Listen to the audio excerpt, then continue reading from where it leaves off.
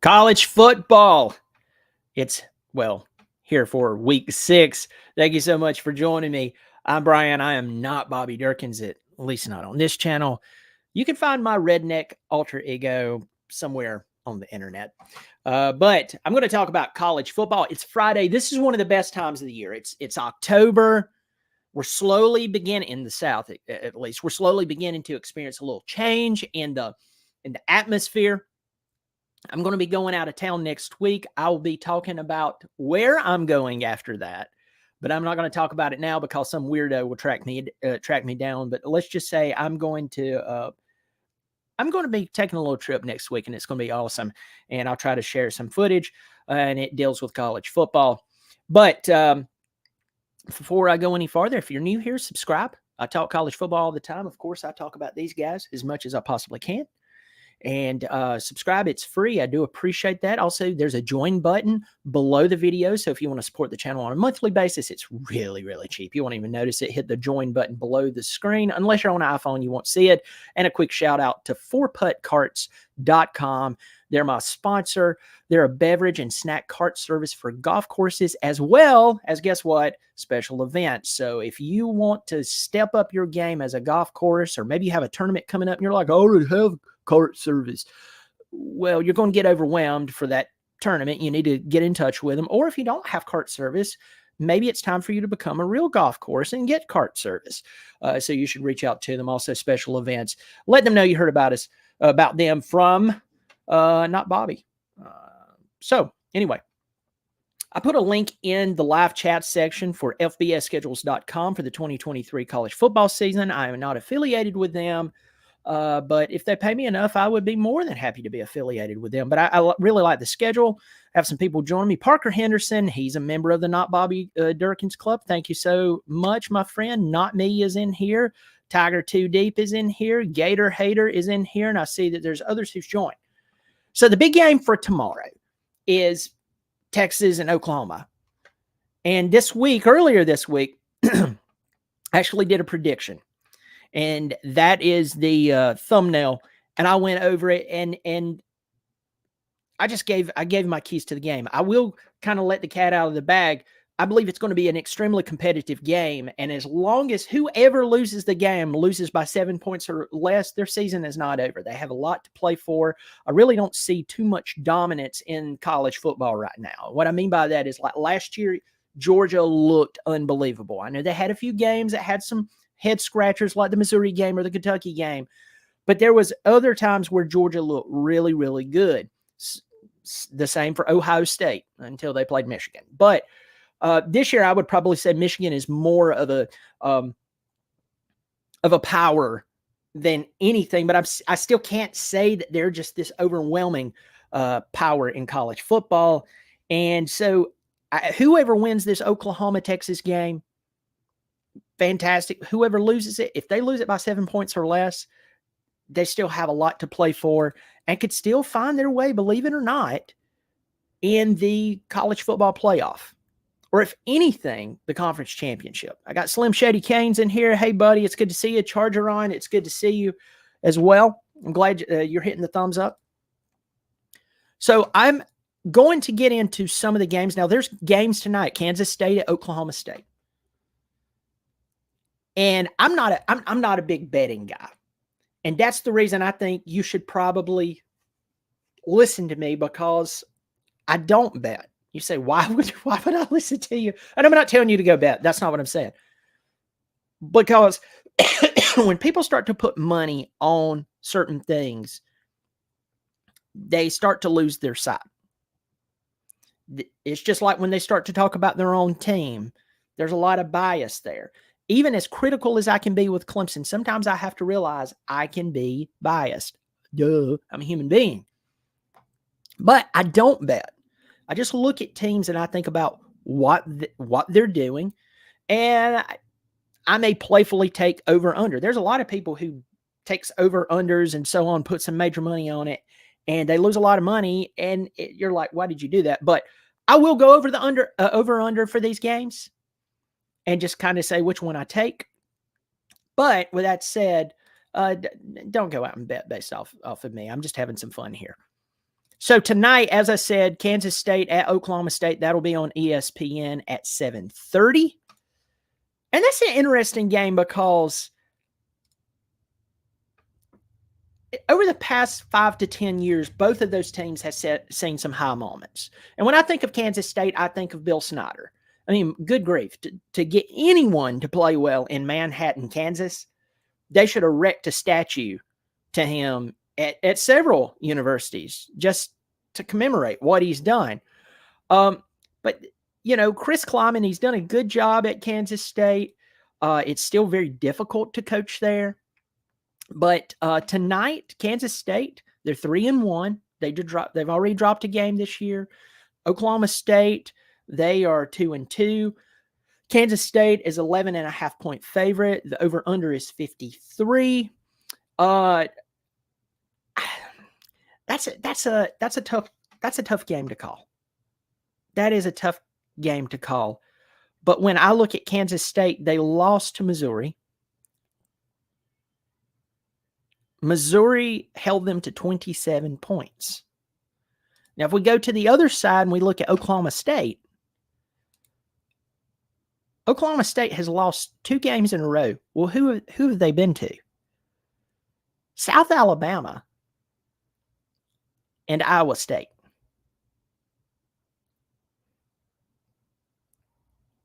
That doesn't sound too good, my friends.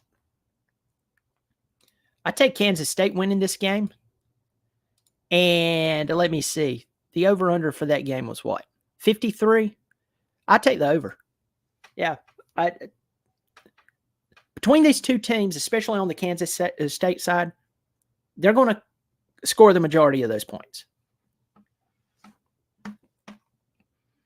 Next game up to watch. LSU at Missouri. This is tomorrow. 12 o'clock ESPN. Now, LSU and Missouri has an interesting thing going right now.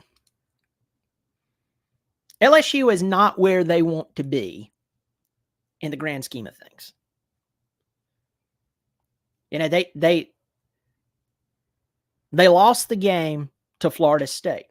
They were supposed to beat the lowly, terrible, awful ACC member. And, I'm not a big conference guy. I've always picked at South Carolina fans for doing that. I've picked at them because it's like your team is so bad that you have to talk trash to other teams based on the achievement of a team who beat your team like a redheaded stepchild. And I also told an SEC, or also known as a Gamecock fan, this many years ago, I said, it must be expensive to keep up with the wardrobe to have all of those team colors from the SEC in your closet so you can know when to pull for them. You'll have something to wear when they play a team that is outside the SEC. I mean, that must be a pain. And you better have the budget to do that. So LSU has not played that well this year, considering their expectations. They lost to Ole Miss. That was a good game, but I mean, there was no defense there. 55-49. Ole Miss blew it. I mean, they had a commanding lead, blew it. And rarely does a team who blows a lead like that, do they come back and win? Because they were down by 9 points. And somehow they come back and they win. LSU had a chance at the end. It was Lane Kiffin at his finest. It's just entertaining at best.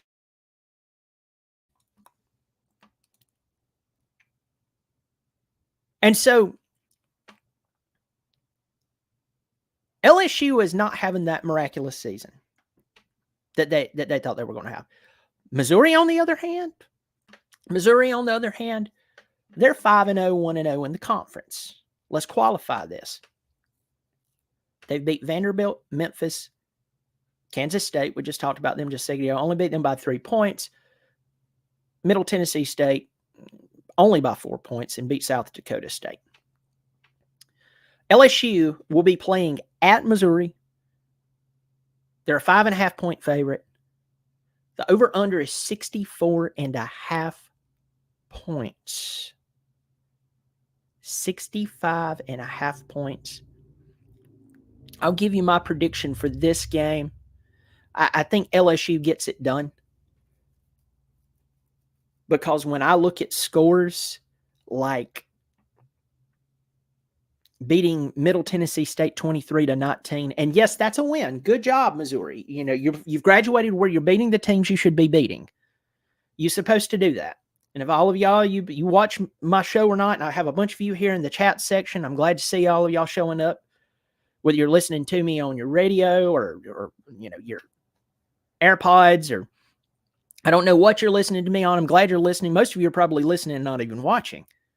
That's just kind of the way things are. But if you've been listening to me for a while, you know one thing that I talk about. I talk about the mark of a team improving, and Missouri is improving, is beating the teams you're supposed to beat, winning some of the games that's a toss-up, most of them, and then the games you're supposed to get blown out, you actually play quite respectable. Why? Well, it builds belief among your team that if we fix a couple of things, we will win more games. It's actually doable. Trying to talk your team out of the mental ditch of we lost by 49 points, that's really hard. You really can't do that, folks. It's also easier to recruit.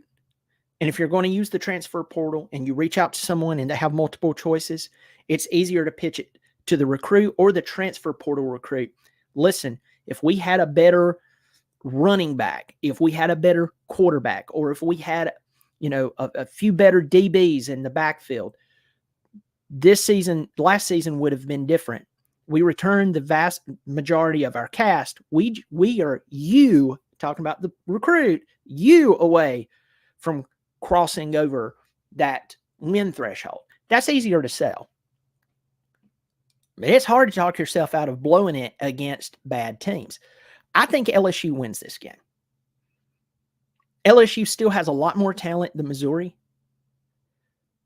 I think that Brian Kelly he's feeling it right now. He's feeling it. He blew it the other night. At first, they were blowing it in one way. They were losing, commandingly losing to Ole Miss. That was poorly put. Ole Miss was dominating them. And then Ole Miss did a bad job of finishing off the game. LSU comes all the way back, takes the lead by 9, and blows it. The LSU community is not going to be too thrilled with Brian Kelly if he blows this game. They have more talent. I believe they win this game. And I believe I take the over of 64.5 points. I take the over on this one. I think that between both teams and their ability to move down the field, I think that that's realistic here.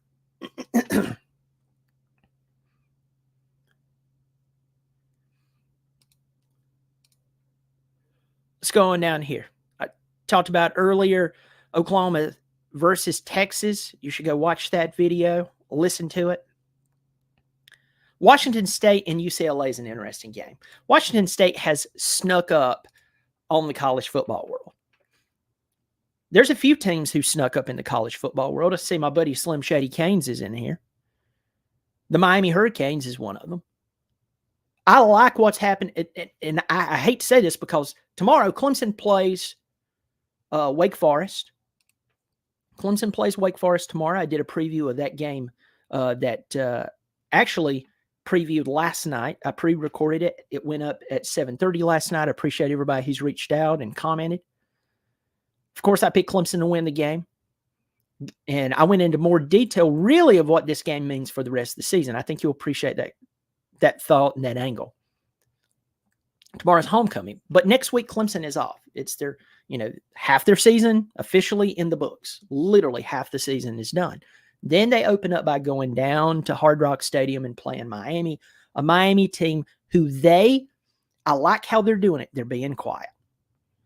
And I'm not saying maybe y'all still have the turnover chain. I don't see that. I know everybody was really critical because I was doing it as Bobby Durkins, though, on my Bobby Durkins show, talking about the turnover chain. But actually, how I felt, I was actually saying it through Bobby Durkins.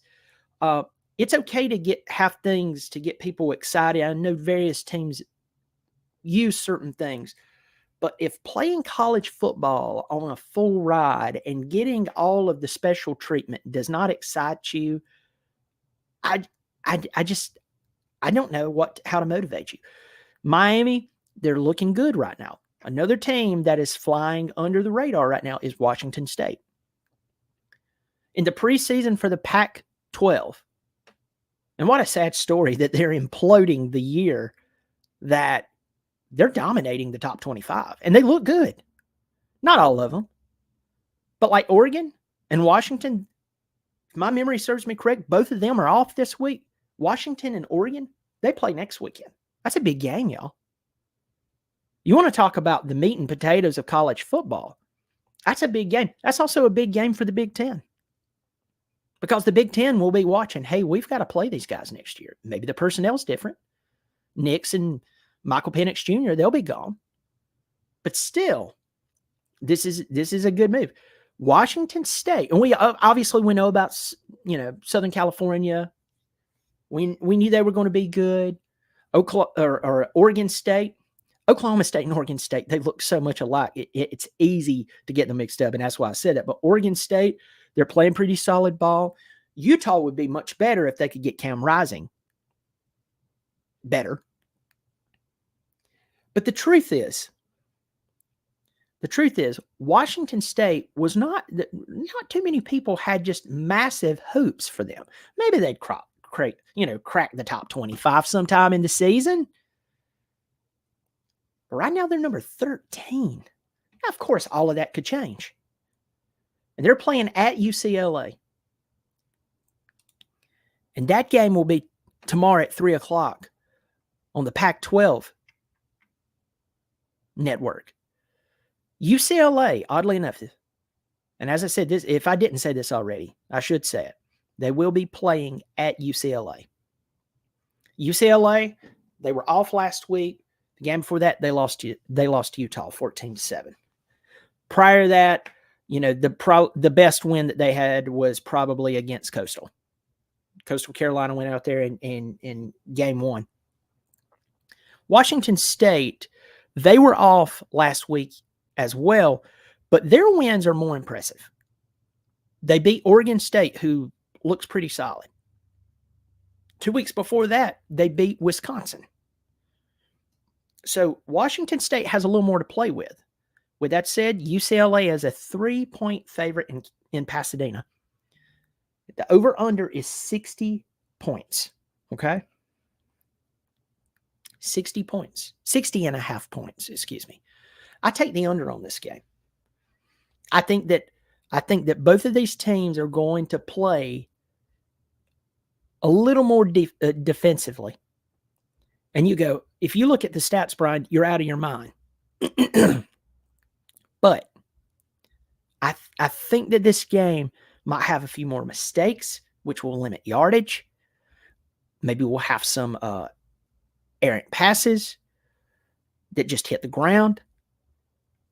And I know I'm rolling a dice here by going under 60.5 points, but I take the under of 60.5 points.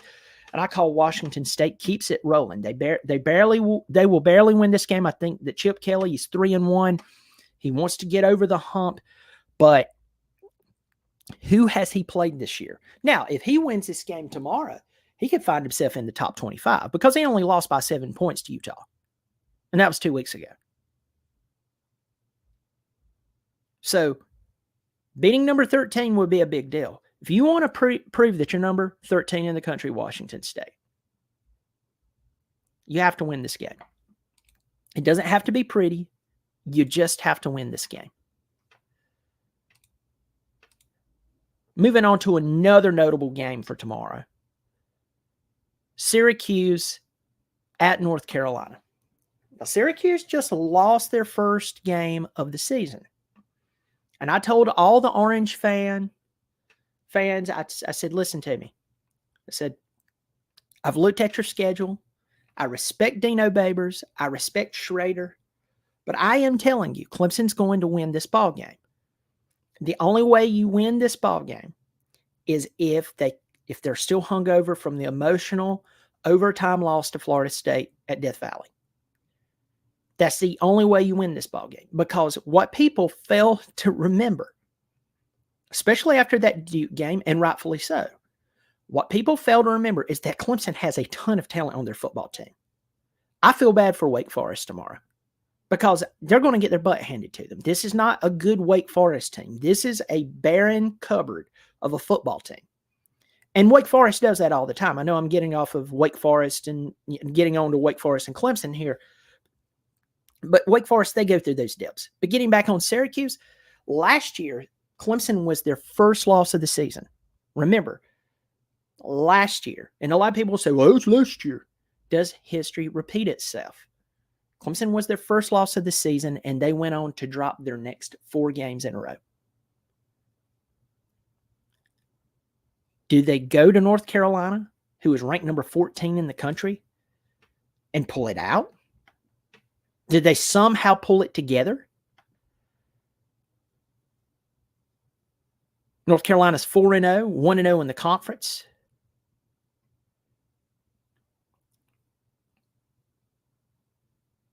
North Carolina is a 9.5-point favorite, and you can watch that game 3:30 tomorrow on ESPN. The over-under for this game is 59.5 points. Folks, I'm going to take the over on this one. I'm going to take the over on this one because of North Carolina by themselves. North Carolina, all they have to do is put up 35 points. And Syracuse can put up, they can put up some points. But I think that North Carolina will probably put up 40-plus points, and that gives a little wiggle room to Syracuse. So I call North Carolina to win this one, and I take the over. But that'll be a really interesting game. A really, really interesting game. Alabama at Texas A&M. It's the 3:30 game on CBS. And what a great job Brad Nessler does. If there is one person I enjoy announcing a game, it's Brad Nessler. Now, I'll tell you who I miss. I miss the Brad Nessler, Todd Blackledge games. You know, for years, they actually announced those games together.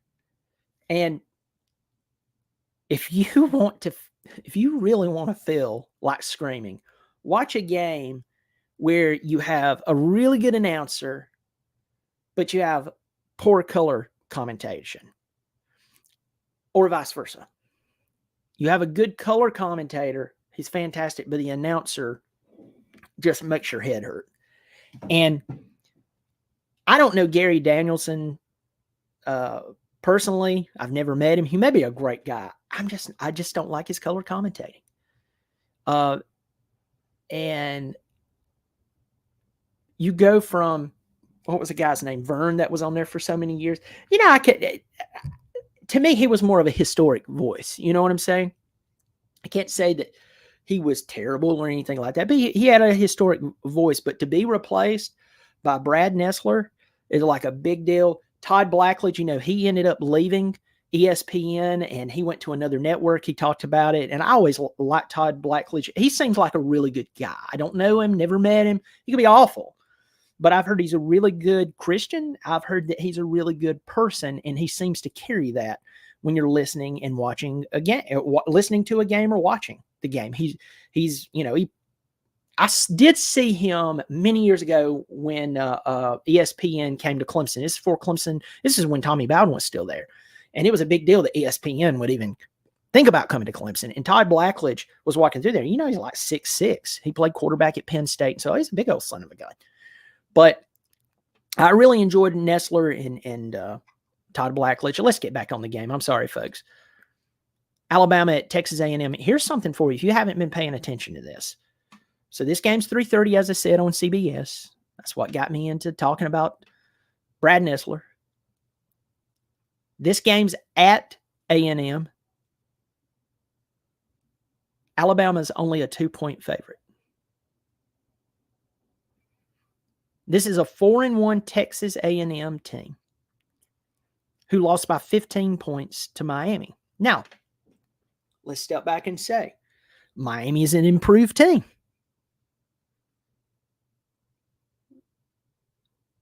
And it's one of those games to where if you're too hard on Texas A&M, you're backhanding Miami.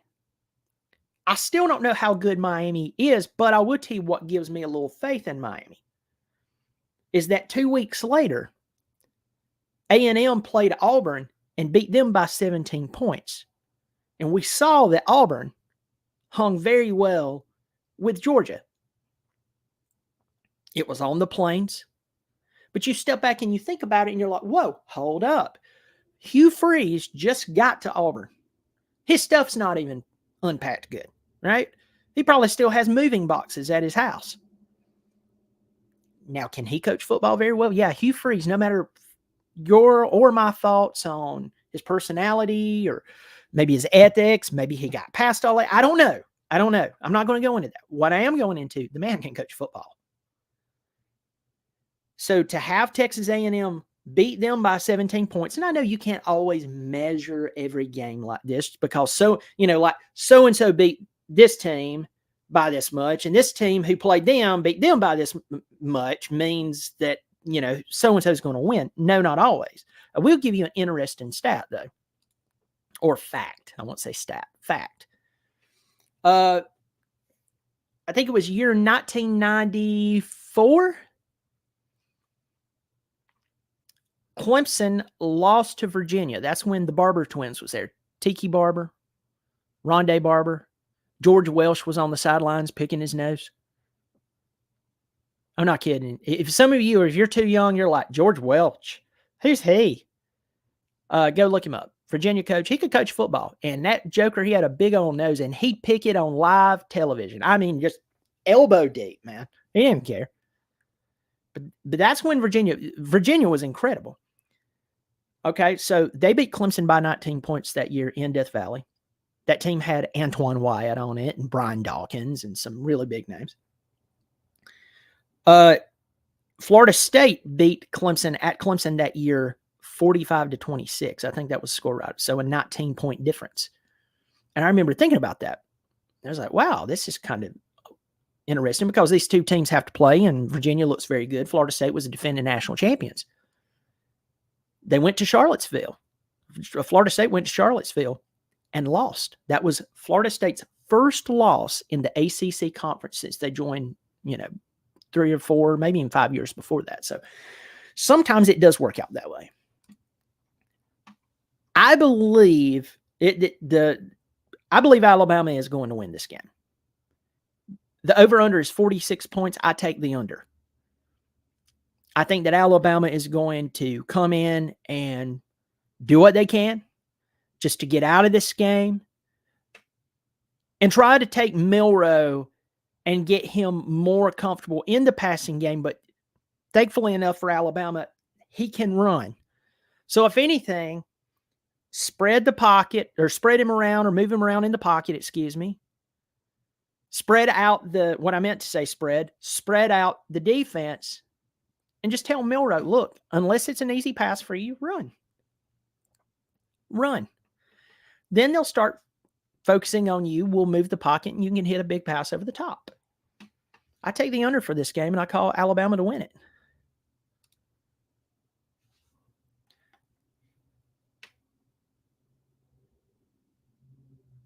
Here's an interesting game. That's not interesting, but it is. Vanderbilt at Florida. Both teams look,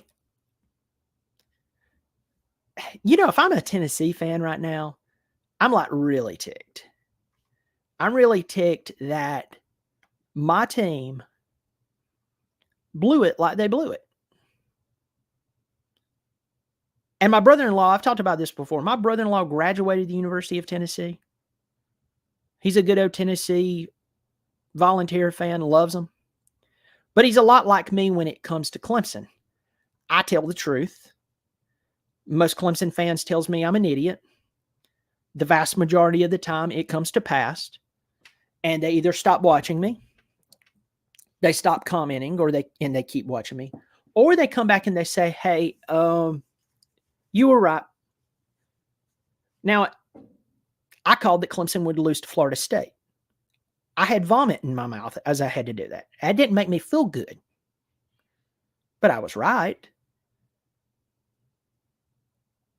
So he's the same way. He said that when Florida plays Tennessee, Florida could be terrible, but as soon as they play Tennessee, they would become Super Bowl contending competitors at the moment. And they always do. So if I'm Tennessee and I see what happened to Florida last week, where they got pounded by Kentucky,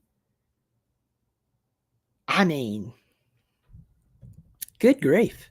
I'd be sick on my stomach. I'm trying to find the line here for the Florida game. I don't have it in front of me right now. All I'll say is this. I very well doubt we're missing out on anything. And if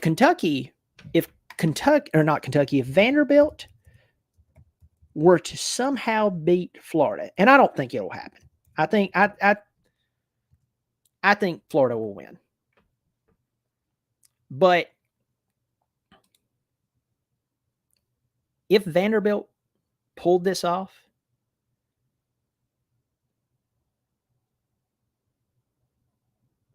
Napier's fired.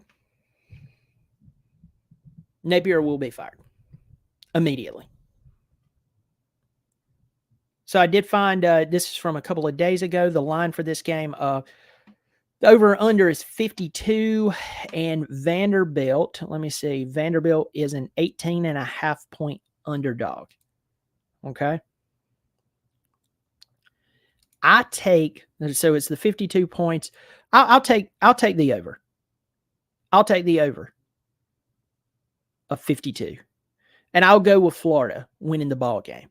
But I am telling you, if for some reason they can't pull it together, Napier's done. That was not a good hire. I'm not saying he's a bad coach. I'm just saying Florida could have got a better coach for that job. They hired Dan Mullen about 5 or 6 years too late, if that makes sense. Because there's some coaches who, had you hired them earlier and then they adapted to the game with the style of athletes that they have, maybe they things would have went a little better for them. I'm not explaining that well, but my old buddy SEC Dog is in here. Always talking trash. Not talking trash now. We have fun. We have a good relationship.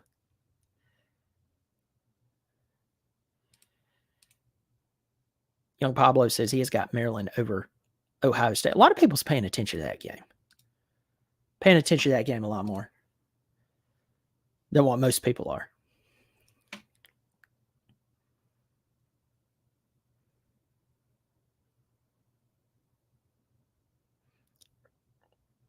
Moving on to a few other games. Colorado, 3-2. They've lost both games when they played a team with a pulse. TCU had lost all of its incredible talent that was at that national championship game that they lost by 58 points. They lost their offensive coordinator, who was the hottest commodity in college football, to Clemson.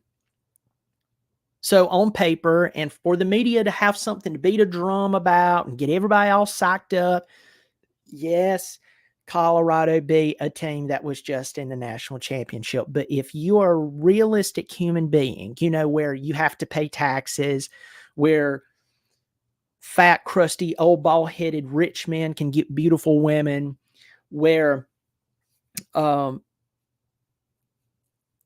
winning is all that matters, where you can bring up politics and people loses their sense of logic. If you live in that reality, which by the way is reality, you would have saw through that the entire time. But if you are an emotionally driven person who recklessly follows whatever the talking head says, and listen, they know exactly what they're doing. They even knew that Colorado was going to fall off. Some of them didn't. Some of them are ditzes. But a lot of them, they knew that TCU was not the team that was just in the national championship. Yes, that team was, but the players, Quentin Johnson, the Max Duggan, they're gone. They didn't play them and still almost lost to them. But the very next moment, Colorado had to play a team that had just a heartbeat. They lost. They got their tail handed to them by Oregon. But I want to tell you the most impressive thing Colorado has actually done. It was in their loss last week to Southern Cal. Forget the win against TCU. Forget the win against Nebraska and an anemic football team with first-year head coach Matt Rule, who can coach football. Anybody says he can't coach football, look what he did with the Panthers. Yeah, look what everybody has done with the Panthers, basically. The Panthers suck. They're terrible. And I don't know how you coach a bunch of NFL babies. I mean, a whiniest group of people. Not all of them, but most of them. I don't know how you do it. But he had to coach against Matt Rule. And Matt Rule had nothing compared to Colorado. Then he turns around and he plays Colorado State. Colorado plays Colorado State.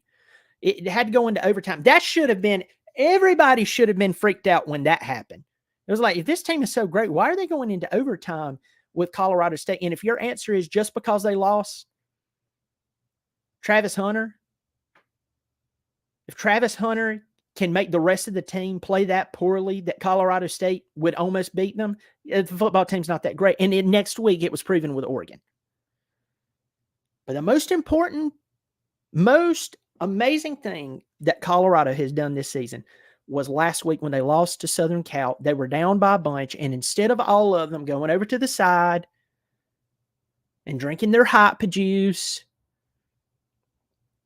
and nestling up to some of Deion Sanders' security guards who has profane images on the front of their shirt. It was a stick figure that was humping something. If you don't know, that's humping a word. If you don't know what that means, a stick figure humping something, a word, it's a clever way of the F word. So, it's right behind him every time not every time, but in one of his big wins, his security guard was standing right behind him wearing that. And trust me, Deion has the power to tell him, don't wear that mess around me. They could have nestled up over there. They could have hit the transfer portal. No, they didn't. They went out there and they fought hard and almost came back and beat Southern Cal. That's impressive. All that other bull crap, I care less about it. That was impressive. Play like that, even though you lost. People will respect you. People gets tired of the hype. The media gets tired of the hype.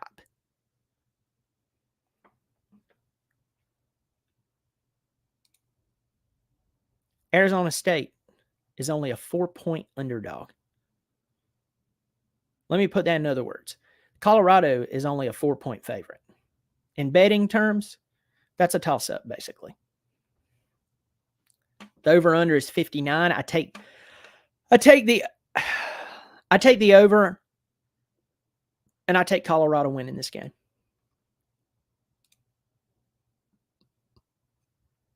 Another interesting game, Kentucky at Georgia. Now, Kentucky is a 14.5-point underdog in this game, and the line for the game is 47.5 points. It's 7 o'clock tomorrow night. It's going to be in Athens. They just had a scare with Auburn.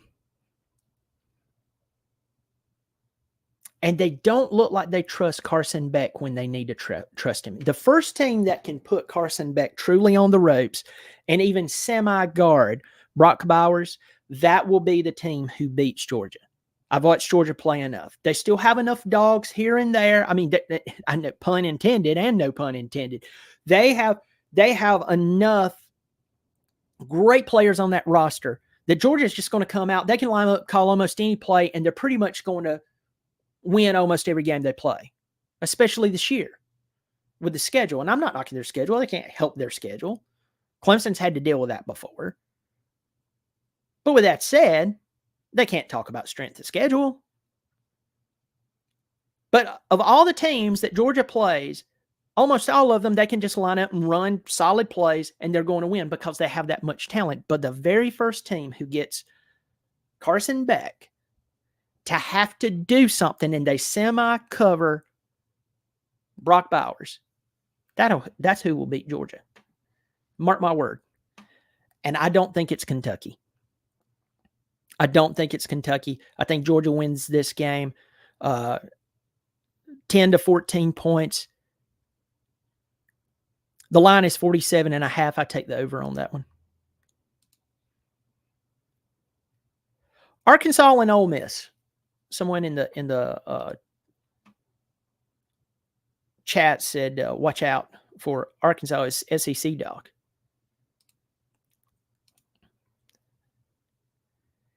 Now, with that game, Ole Miss is 11.5 point favorite. The line is 62.5 points. I'm going to go ahead and just bust through that. I still think the Ole Miss wins the game. And I think I'll take the over. I'll take the over on that game. Over 62.5.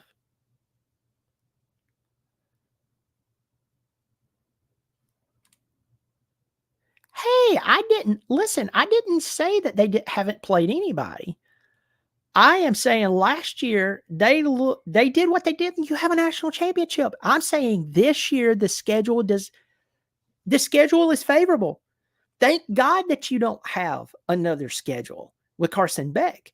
Stetson Bennett, the 17th year football player, he could have handled it last year, no matter who they threw at him.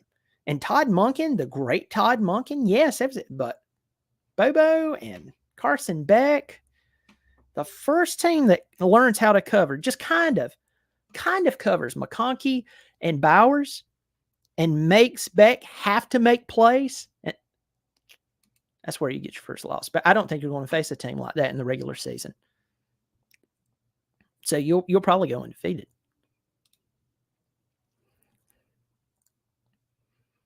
Here's an interesting game. Notre Dame and Louisville tomorrow. Notre Dame goes to Louisville. Second ACC road trip in a row. Notre Dame had the close game last week with Duke. Ended up winning it at the end. Duke messed up and went to a 3-down lineman, basically 2-minute prevent defense. I said this on the show the other day. I'm going to say it again. Almost every time I see a defense go to that formation, they get scored on and they lose the ball game. What did Notre Dame do to Riley Leonard? They sent 4 men after him.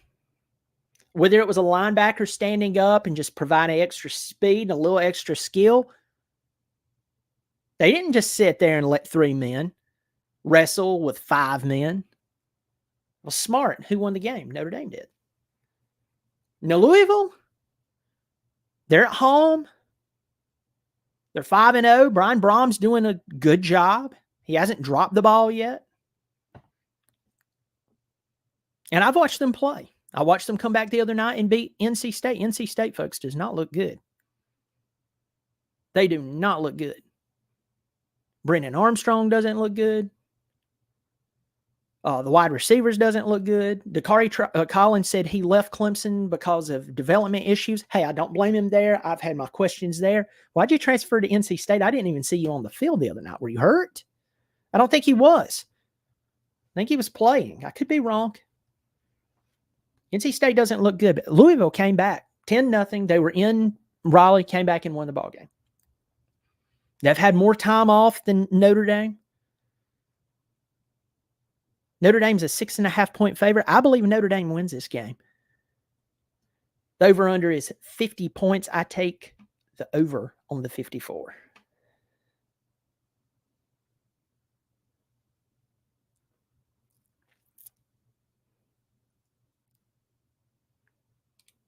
Beck is okay. Bobo, don't get me started. Run game is a joke. All we do is run off left tackle, no scheming. For a P digits, Finkel is Einhorn after people. You remember Ace Ventura? My associate, Mr. Marino, pointed out the worst case of hemorrhoids. Golly. Anyway, I'm glad you're here, buddy. If you don't know that, folks, you need to look that up. Miami plays Georgia Tech tomorrow in Miami. Miami's a 20-point favorite. The line is 57.5 points. I take the over.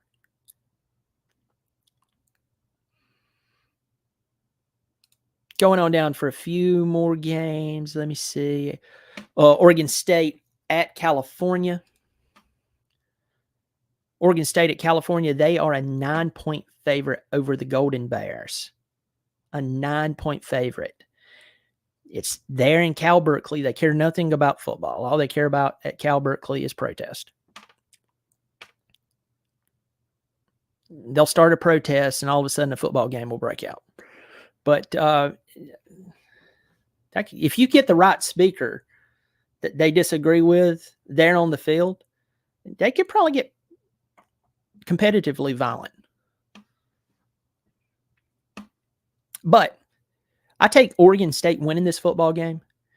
The line is 51. I call over again. I see both of those teams scoring a lot of points. California I've seen them score some solid amount of points this year. And you're like, what do you mean they scored a solid amount of points? Okay, they scored 32 on Washington. Maybe I should take that back. You know what? I take that statement back, but I still stick with the over on the line.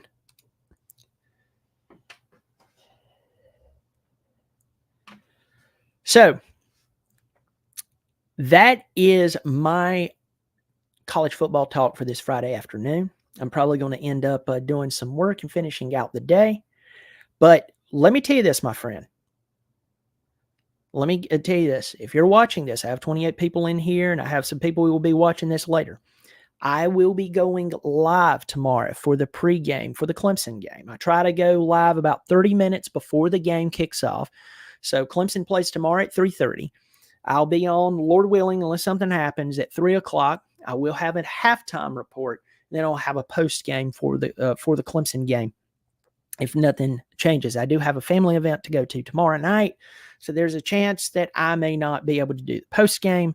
But I'm going to try to squeeze that one out. Sounds like I'm taking a dump. I want to try to squeeze that one out and talk about it. But we have some great football to watch. Hey, folks, listen to me. I want to tell you this.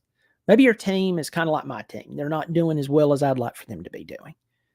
Maybe your team is burning up the woods, right? Maybe you have people like SEC Dog coming in here and talking trash about good to see DJ finally get around some real coaching. Hey, I'll guarantee you DJ's been way more developed at quarterback than what he was at Clemson. I guarantee you is. But